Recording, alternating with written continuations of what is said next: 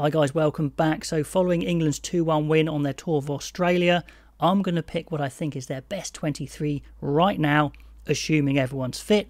And also I'm going to react to my first look at the responses to my vote on what you guys think is England's best 15. About 500 votes here, so some really interesting stuff. You have to trust me, this is the first time I'm looking at it. I did make one error. You don't want to be too professional in YouTube, do you?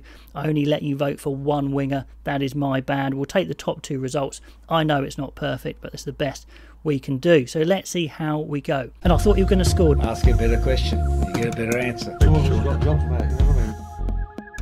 Okay, let's get into the team, guys. I've gone for Genge at loosehead. I think it's easy. He was phenomenal on this tour. And you guys have gone 97% for Genge. Absolutely no problem there.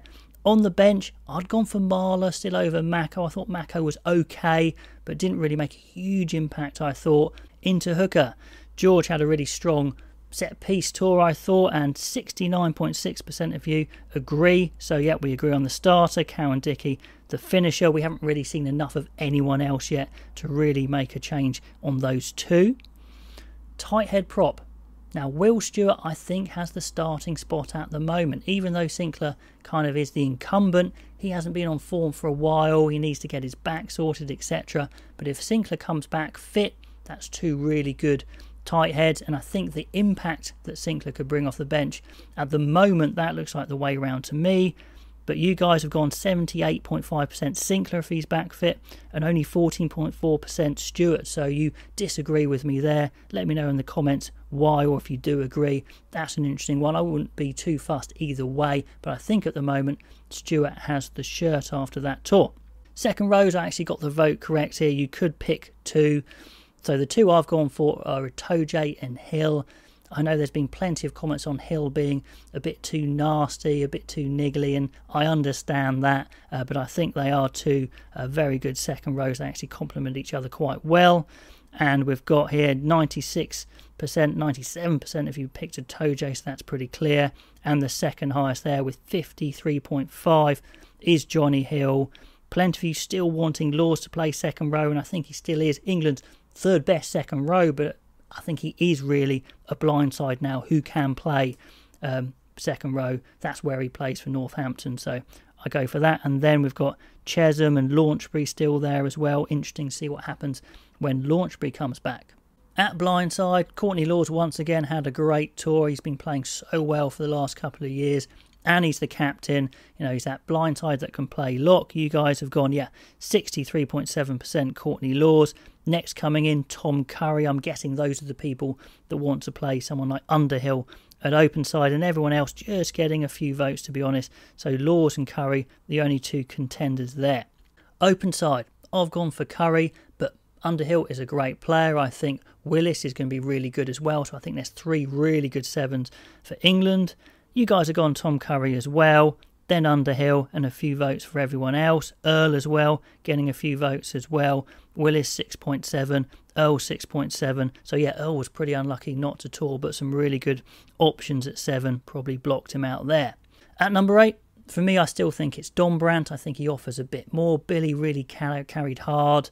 The fact that Jones didn't think he was fit enough after a full season for Saracens is really interesting, so I'm not sure what's going on there with the conditioning. But anyway, I think Dombrandt's still number 1, and yeah, over 50% of you went Dombrandt and 35 for Billy. I think that makes sense, although I haven't got room for Billy on my bench because I've got Underhill as my back row replacement. Scrum half, I think Van Poortvliet, maybe a big call, but I think he gets in as the start for me, even when Youngs is back, because I think he's got that all-round game. If England want to play a kicking game, he's on point. If he wants to play the running game, he's young, he's quick, he's good in defence, he's physical. I think he might be the way to go. Yeah, 72.6% of you agree.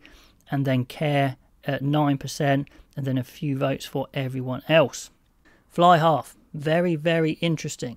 Right now, I think I play one fly half of Farrell or Smith. I'm not saying Smith and Farrell can't work in the future. Maybe they should stick with it. But I think Tuolangi, I know. I think he comes back in if he proves his fitness.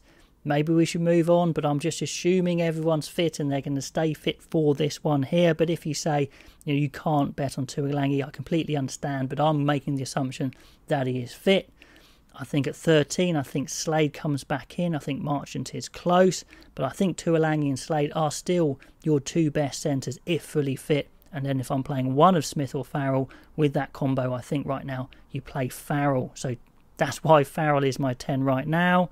Let's see what you guys go for. I haven't looked at this before. You've gone for Smith still, 72%. Fair enough.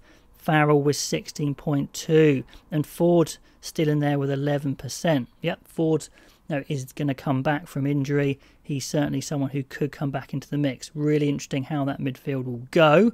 So let's see. I've said 12 Tuilagi, and I've explained, I know. Tuilagi gets 37%, so still a hefty vote.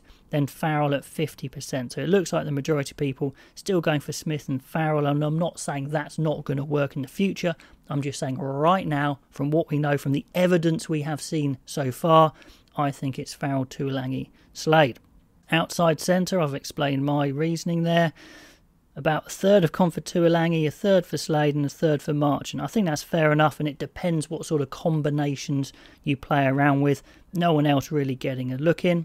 My wings, now this is tight, but I think Arundel gets his place. He's just got so much pace. I want to see him play.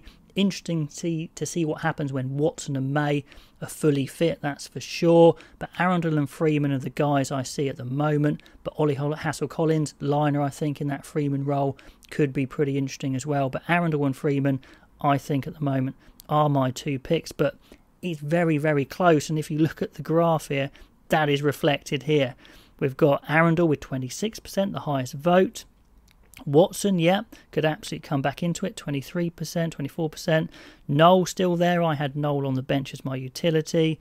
Freeman as well. Everyone else picking up some votes. So, yeah, it's an absolute bun fight for the wing, that is for sure, even though I said pick two and you could only pick one. But anyway, lots of different opinions there. Looking at fullback, I think Freddie Stewart is absolutely the man. I've explained why in my previous video, saying, he's just fantastic at what he does. And yeah, 95.5% saying Stewart.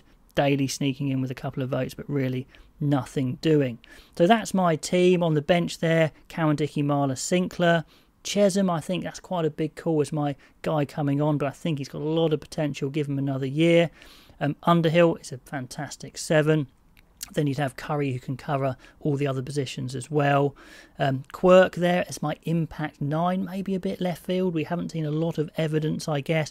But I think as an impact sub, I've just got a feeling he could be the guy at 9. But yeah, you could go somewhere else. Smith there on the bench as well could come on at 10, and Farrell could go to 12. And Noel is a really good utility back sub. Anyway, guys, thank you so much for voting. Really interesting stuff. Let me know what you guys think, and I'll catch you next time.